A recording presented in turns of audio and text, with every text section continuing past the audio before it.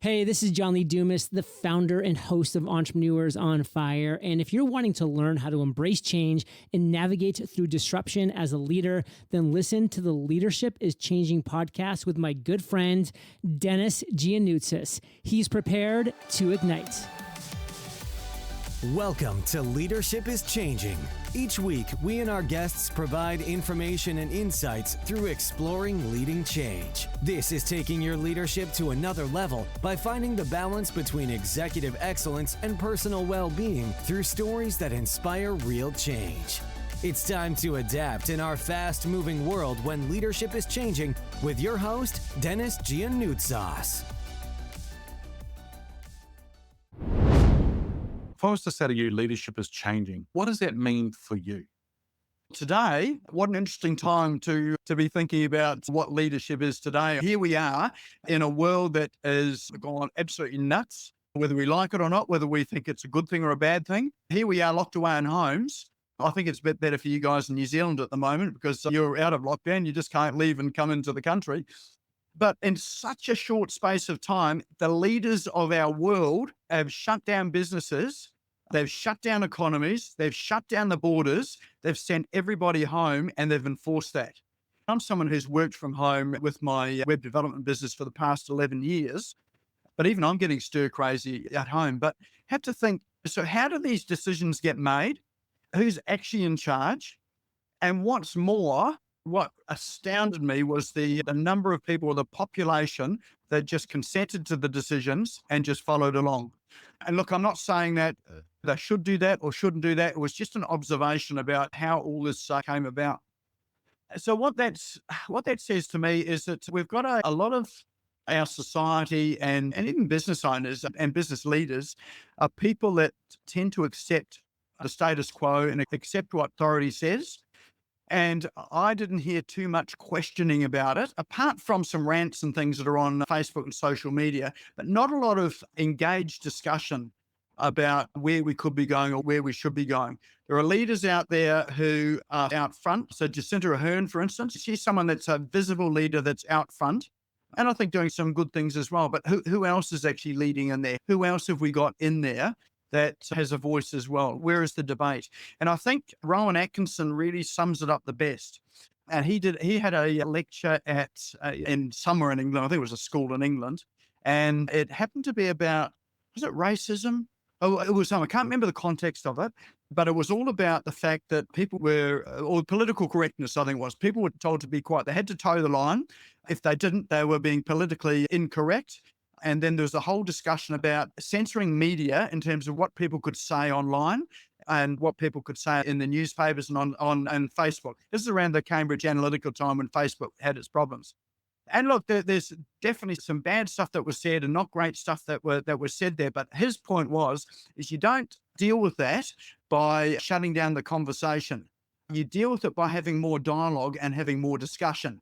Now, some of the discussion is going to be quite polarizing. You're going to violently disagree with it and not like it, but that's someone's point of view and that's their discussion. If you take away people's right to express that view, then you're also taking away the people's right on the other side of things to view an equally passionate view about things as well too. So leadership's changing. I think part of the change that we need to have is really to have people engage in discussion and engage in dialogue so that we're able to get, people thinking for themselves again, people making decisions that are based on their interpretation of what's good for them and what's good for society, rather than just accepting what's been given to them. And I think if we do that too, like in a workplace, we get far more engaged employees. We get people that are more than likely going to take their initiative. You're probably going to get a lot more mistakes, but out of those mistakes too, there are going to be a whole lot more learnings. And some of the best discoveries in the world have come out of people's mistakes. So I think not having that, we actually limit what we can do in business, but having leaders that allow that sort of discussion, allow the dialogue, and really allow people to express themselves, I think is going to propel us forward a lot faster than people towing the line. Wow. Yeah, that's excellent. Yeah, good points there. This is going to great segue into the next question, which is when I use the name of the title of the show, Leadership is Changing, what does that mean for you? It's funny you should ask it, because last night I was getting my thoughts together about your podcast and everything you're doing and the change that you're affecting. And the thing that kept on popping in my mind was the name of your podcast, and leadership is changing. And I thought, wow, Dennis, you saw this a few months, maybe even a few years ago, is that you understood that leadership was changing. You saw the patterns, you saw the things were going in a direction that's going to change things. And you've literally hit the nail on the head.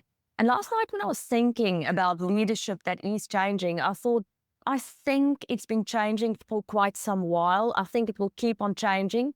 And for me, the answer is in that. I don't think leadership is something that can be defined anymore. I don't think leadership is something that will be static anymore. I think leadership is becoming a non-textbook type of field of study, which is becoming incredibly customized and very personal. And the reason why it's so personal and so customized is because we are changing. I am changing. You are changing. And the more you change as a leader, the more the people who look up to you will change with you. Your crowd will change with you. And the more I change and evolve as an individual, and the more I learn things in my life journey, or if the more I learn things in my field of study, whatever, the more I'm relaying that to my ecosystem. So leadership is changing for me. It's becoming like a beehive. And the beehive has in there the workers, and it has in there the different levels of authority, and it has in there an entire ecosystem. And just like bees come from the flowers to pollinate it and then leave the hive, and then come to the hive and pollinate it and leave the hive, that's the same way in which I see the leadership ecosystem. So no longer you can do it alone. No longer you can sit there on your throne as the king and queen and think you're going to do it without the help of the other bees who's going out into the world and then bringing the intelligence back, and then taking intelligence from the hive and then taking it back into the world. So it's a whole process of pollination. And that makes me very excited about leadership, because that means the word collaboration is finally starting to make sense to people. Hey, so when I say the name of the show is Leadership is Changing, and when I say that term or that statement or that title of the show, what does that mean for you? Dennis, I'm sitting here in Wellington, New Zealand, in my home office, because I'm still working from home coming out of COVID. And looking on my wall, I have a few things that inspire me, which I've captured over the years. And one of the statements on my wall is this: it says, "Today has immense purpose." And Dennis, I often stand in the shower in the morning and I declare that. I say that to myself: today has immense purpose. And why is that important? When I enter the workplace or I meet a client, I'm running an executive planning day or whatever it might be, if I believe that today has immense purpose, it transforms what I bring to the table.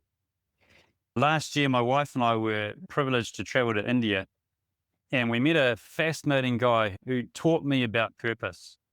And his name was T. Raja. And I'll tell you briefly his story. He was a guy who had been in prison. He came out of prison and wanted to change his life. And he was riding a rickshaw. That was his job. And he saw someone in the gutter who was dying. And he thought to himself, who is going to look after this guy? And it dawned on him that he was the one asking the question, because he was the one that should actually answer it.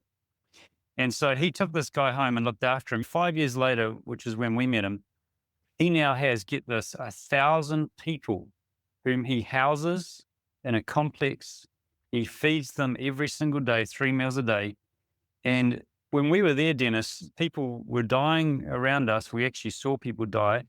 And he was showing love and care for them. But people were coming to the front door and literally dropping off bags of money. They had caught the purpose of his life and what he was doing. So leadership is changing. How is it changing? I think that people are seeking purpose. And how does it translate to being a leader in the workplace? I think this is a key point, Dennis. We've got to move away from engaging with people at a task level, and we've got to transform to engaging with people at a purpose level. When people know the underlying purpose for why they're doing something, then it shifts the task from their hands to their heart.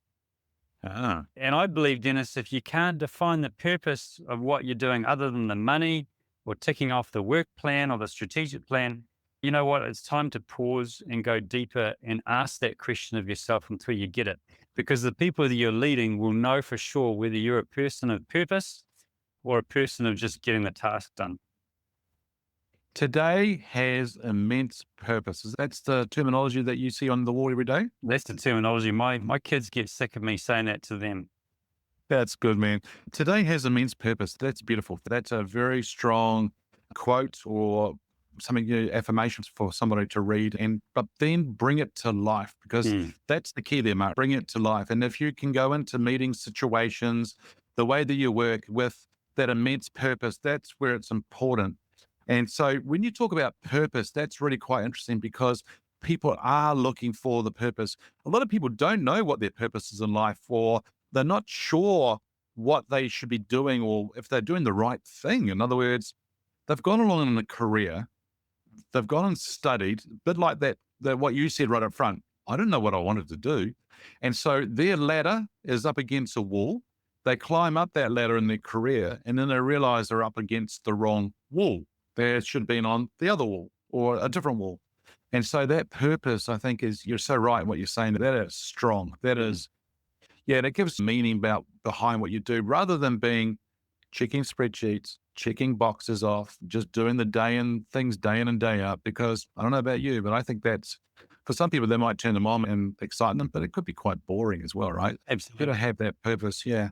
Yeah. And you know what? I really struggle when people say I go to work so that I can live. If you're going to work just so to earn money to do something else you like, you got it all wrong. We need to be people who go to work because we find our purpose in some way with the people around us and what we're doing. Yeah, that's right. And then another thing with leadership too, I think, based on what you're just saying there, Mark, is that if you can help others with their purpose as a leader and help them get where they want to go to because of their purpose, I think that's another responsibility we have as leaders. What do you think about that? Absolutely. Yeah. Hey, the name of the show is Leadership is Changing. And we know we're in a constant change all the time. That is what's constant, is change. So what does that mean for you, leadership is changing?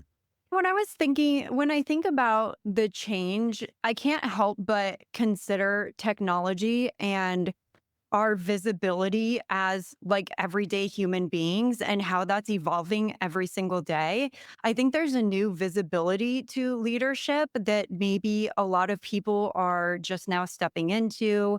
Again, it hasn't been around for that long when all things considered. And so when I think of leadership and showing up and being vulnerable and initiating change and having people respect and trust you and all of these different aspects, like it's one thing to be able to write well and to inspire people that way. It's one thing to come onto TV and inspire. It's one thing to stand in front of a room and give a speech or something like that and be able to motivate people to want the change that you're talking about.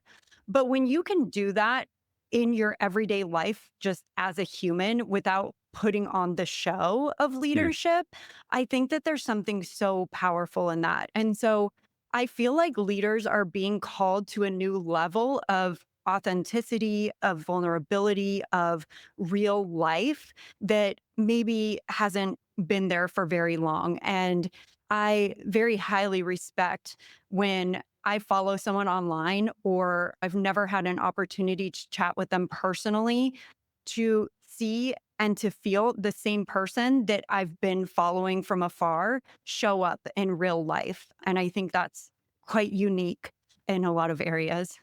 Yeah, it's almost like people put a mask on to be something else, and then it comes through, that's not who they are.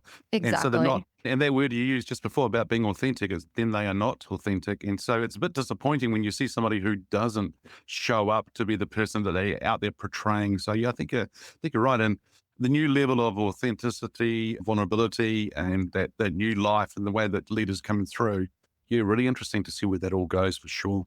Yeah. And Dennis, I'm sure that you've experienced it. I certainly have. And it's really disappointing to look up to somebody and to follow someone and then to meet them in person and realize maybe this isn't so much of somebody that I want to be following or looking up to, having seen another side of them, if you will. Yeah. Thank you for listening to this episode of Leadership is Changing with your host, Dennis Gian. Each week, we and our guests provide information and insights through exploring leading change, inspiring executives and leaders to adapt and lead a bigger game in a fast-moving world.